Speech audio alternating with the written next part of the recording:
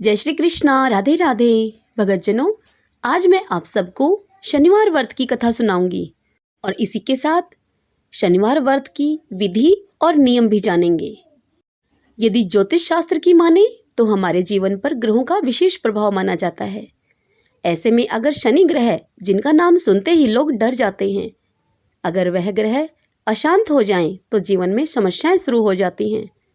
इसीलिए शनि दोष से बचने के लिए और शनिदेव को प्रसन्न करने के लिए शनिवार के दिन शनिदेव की पूजा और व्रत रखने की सलाह दी जाती है। शनिदेव को वैसे भी न्याय का देवता कहा जाता है, क्योंकि वह हर व्यक्ति को उसके कर्मों के हिसाब से फल देते हैं। वैसे तो श्रद्धा के साथ शनिवार का व्रत कोई भी रख सकता है, लेकिन यह व्रत किन लोगों को आवश्यक रूप से रखना चाहिए, आइए जान लेते हैं। भगतजनों, साल 2020 में शनिदेव ने राशि परिवर्तन किया था और ये फिलहाल अपनी ही राशि मकर राशि में है। इसीलिए साल 2021 में कुंभ राशि के लोगों की साढ़े साती रहेगी। लिहाजा अगर आपकी राशि मकर या कुंभ है तो आपको शनिवार का व्रत जरूर रखना चाहिए। ज्योतिष आचार्यों की माने तो जिन लोगों की शनि की साढ़े साती या फिर शनि की ढैया चल रही है, उन्हें भी शनिवार का व्रत आवश्यक रूप से करना चाहिए। ऐसा करने से साढ़े साती के कारण आने वाली सभी परेशानियां कम हो जाती हैं। अगर किसी व्यक्ति की कुंडली में शनि नीच का यानी कि कमजोर हो तो उसे भी शनिवार का व्रत रखना चाहिए। इसके अलावा अगर शनि से जुड़े हुए किसी भी तरह के दोष की वजह से घर में लड़ाई झगड़े हो रहे हों, कर्ज लेना पड़ रहा हो, मकान का कोई हिस्सा गिर गया हो या आर्थिक समस्याएं इतनी बढ़ जाएं कि मकान बिकने की नौबत तक आ जाए, तो ऐसे लोगों को भी शनिवार का व्रत आवश्यक रूप से रखना चाहिए। अगर आपका शनिवार के दिन किसी न किसी से झगड़ा हो जाता है, पैसों से जुड़ा हुआ भारी नुकसान झेलना पड़ता है, या फिर अगर आपके द्वारा खरीदी गई कोई भी चीज़ जल्द ही खराब हो जा रही है या फिर टूट जा रही है और कई बार ऐसा हो चुका हो, तो आपके लिए शनिवार का व्रत रखना फलदायी हो सकता है। कुंडली में राहु केतु से जुड़ी कोई समस्या हो तो उन लोगों को भी शनिवार का व्रत रखना चाहिए। ऐसा करने से राहु केतु की कुदृष्टि से सुरक्षा मिलती है और अगर शनिदेव खुश हो जाएं तो व्यक्ति को धन संपत्ति और सम्मान की प्राप्ति होती है। आइए भगतजनों, अब शनिवार व्रत की विधि और नियम जान लेते हैं। ज्योतिष शास्त्रियों के अनुसार शनिवार का यदि आप व्रत करने का संकल्प लेते हैं तो आपको 7 शनिवार तक अवश्य व्रत रखना चाहिए।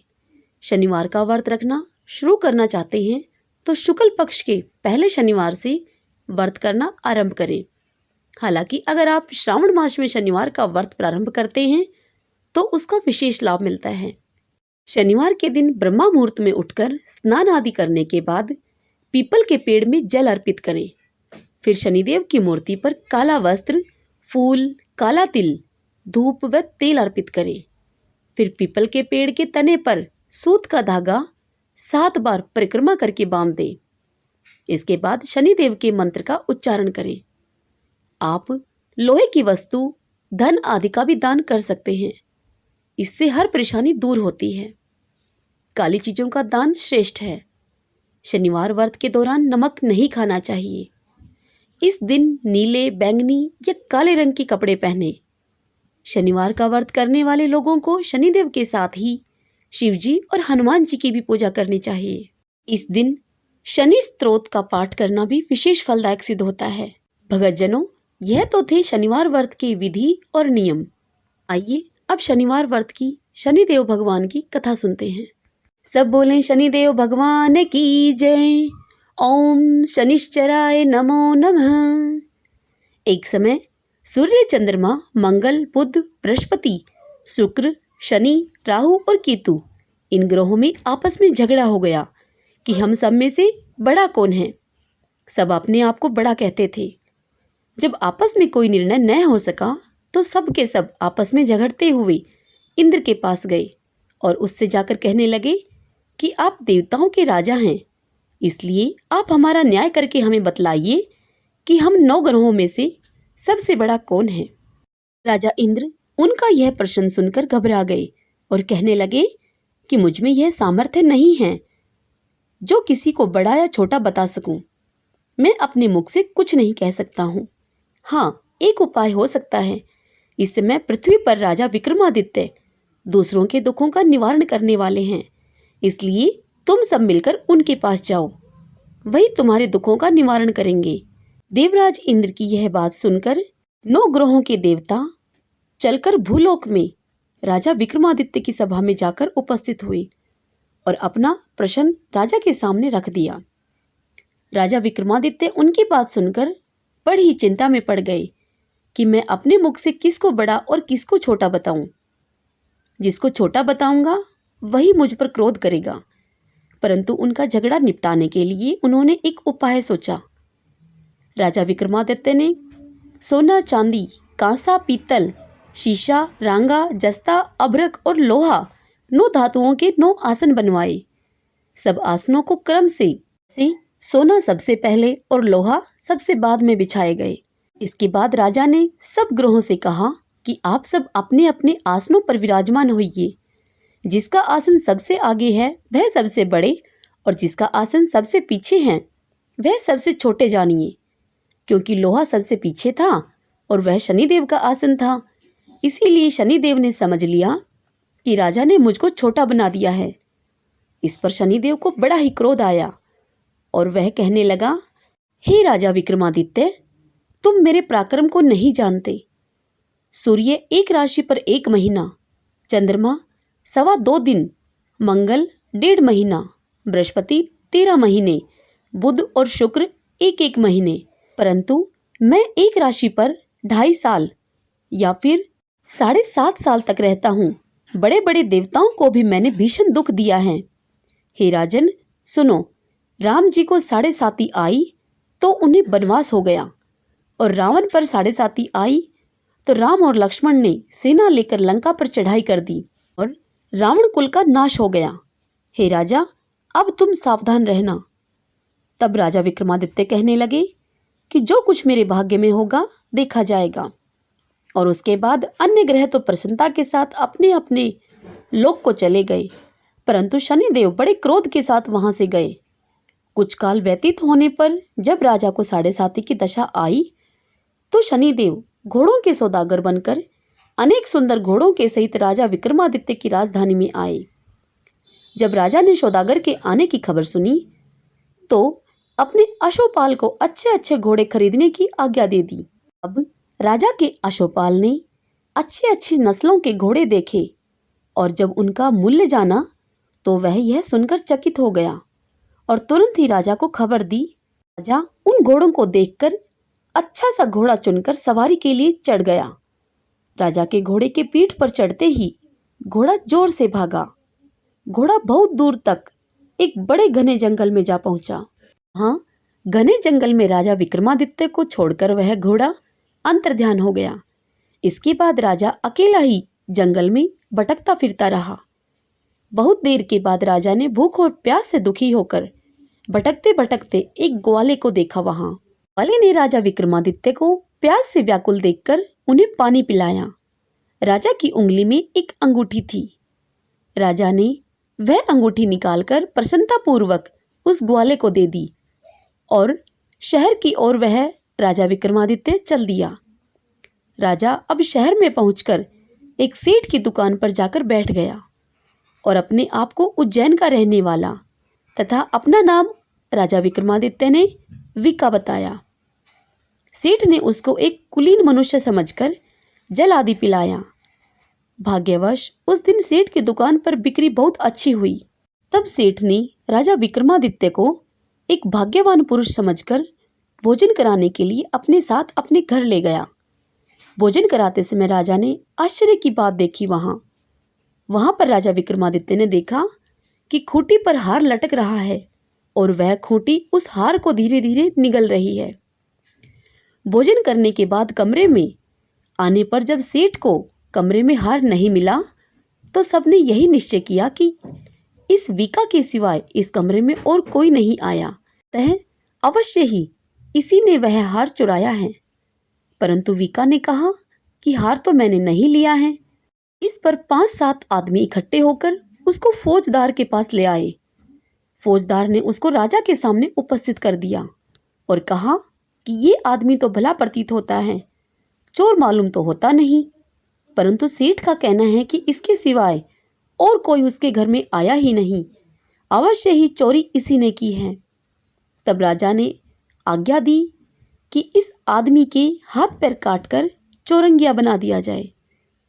राजा की आज्ञा का तुरंत पालन किया गया और विका अर्थात राजा विक्रमादित्य के हाथ पैर काट दिए गए।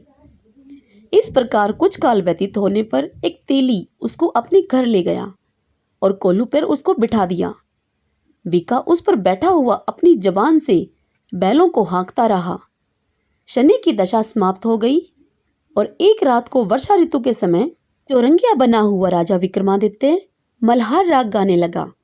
उसका गाना सुनकर उस शहर के राजा की कन्या उस राग पर मोहित हो गई और दासी को यह खबर लाने के लिए भेजा कि जाओ और शहर में पता लगाओ कि यह मल्हार राग कौन गा रहा है।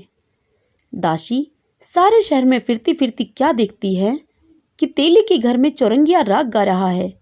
दासी ने महल में आकर राजकुमारी को सब वृतांत बता दिया। बस उसी क्षण राजकुमारी ने अपने मन में यह प्रण कर लिया कि चाहे कुछ भी हो जाए, मुझे उस चौरंगिया के साथ ही विवाह करना है। प्रातःकाल होते ही जब दासी ने राजकुमारी को जगाना चाहा, तब राजकुमारी अनशन व्रत करके पड़ी रही। तब दासी ने रानी के पास जाकर राजकुमारी के न उठने का सारा वृतांत बताया। रानी ने तुरंत ही वहां आकर राजकुमारी को जगाया और उसके दुख का कारण पूछा। तब राजकुमारी ने कहा कि माँ, मैंने तो यह प्रण कर लिया है कि तेली के घर में जो चौरंगिया है, मैं उसी के साथ विवाह करूंगी। तब राजकुमारी की माता ने कहा कि पगली, यह क्या बात कह रही है? तेरा किसी देश के राजा के साथ विवाह किया जाएगा। राजकुमारी कहने लगी कि माँ, मैं अपना प्रण कभी नहीं तोड़ूंगी। माता ने चिंतित होकर यह बात राजा को बताई। तब राजा ने भी आकर अपनी बेटी को समझाया और राजा उससे कहने लगा कि मैं अभी अभी देश देशांतर में अपने दूत भेजकर सुयोग्य, रूपवान एवं बड़े से बड़ा गुणी राजकुमार के साथ तुम्हारा विवाह करूंगा। ऐसी बात तुमको कभी नहीं सोचनी चाहिए। तब राजकुमारी बोली कि पिताजी, मैं अपने प्राण त्याग दूंगी, परंतु किसी दूसरे के साथ विवाह नहीं करूंगी। राजकुमारी के मुख से राजा ने जब इस प्रकार के वचन सुने, तो राजा ने क्रोध से कहा कि यदि तेरे भाग्य में ऐसा ही लिखा है, तो जैसे तेरी इच्छा है वैसा ही कर। फिर राजा ने तेली को बुलाकर कहा कि तेरे घर में जो चौरंगिया है, उसके साथ मैं अपनी कन्या का विवाह करना चाहता हूँ। तब तेली राजा से कहने लगा कि यह कैसे हो सकता है महाराज? कहाँ आप हमारे राजा और कहाँ मैं नीच तेली? परंतु राजा ने कहा कि भाग्य के लिखे को कोई टाल नहीं सकता।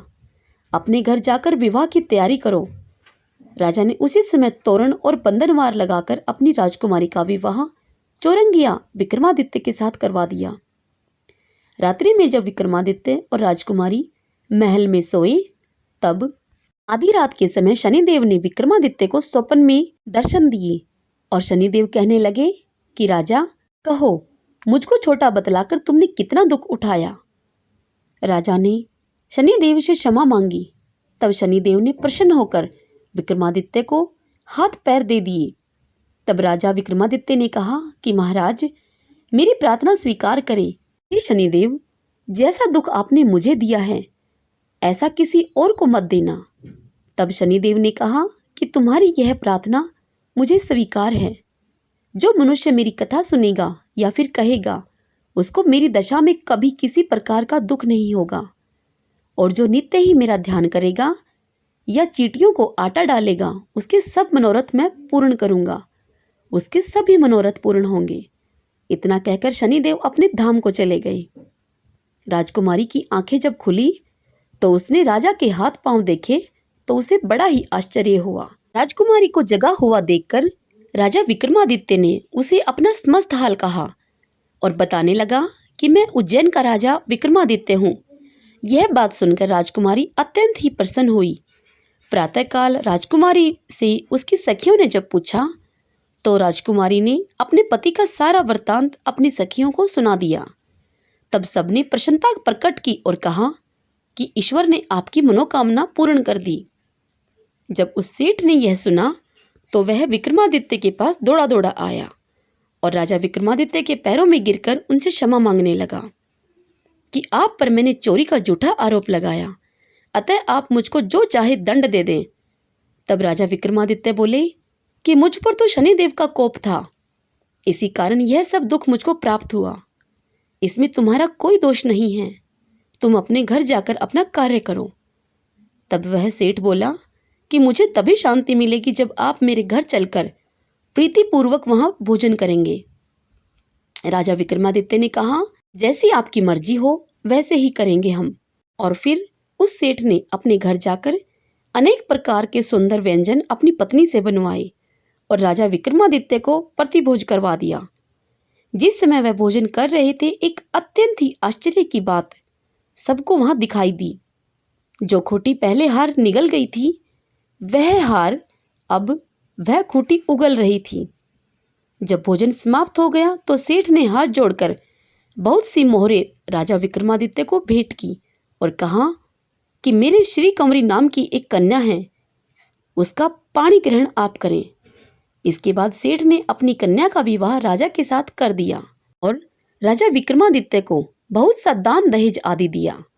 इस प्रकार कुछ दिनों के बाद वहां निवास करने के बाद राजा विक्रमादित्य ने शहर के राजा से कहा कि अब मेरी इच्छा उज्जैन जाने की है। फिर कुछ दिन के बाद राजा उनसे विदा लेकर राजकुमारी मनभावनी और सेठ की कन्या श्री कंवरी तथा अनेक दास दासी रथ और पालकियों के सहित राजा विक्रमादित्य अपने नगर उज्जैन की तरफ चले। जब राजा विक्रमादित्य शहर के निकट पहुंचे और पूर्ववासियों ने राजा के आने का संवाद सुना तो समस्त उज्जैन की प्रजा अगवानी के लिए वहां आई। तब बड़ी प्रसन्नता से राजा अपने महल में पधारे। सारे शहर में बहुत बड़ा महोत्सव मनाया गया और रात्रि को दीपमाला की गई। दूसरे दिन राजा ने शहर में ये घोषणा करवा दी कि शनि देवता सब ग्रहों में सर्वोपरि हैं। मैंने उनको छोटा बताया था, इसीलिए मुझको यह सब दुख प्राप्त हुआ। इस कारण से अब उस संपूर्ण नगर में, संपूर्ण शहर में सदा ही शनिदेव की पूजा और कथा होने लगी। राजा और प्रजा अनेक प्रकार के सुख भोगते रहे।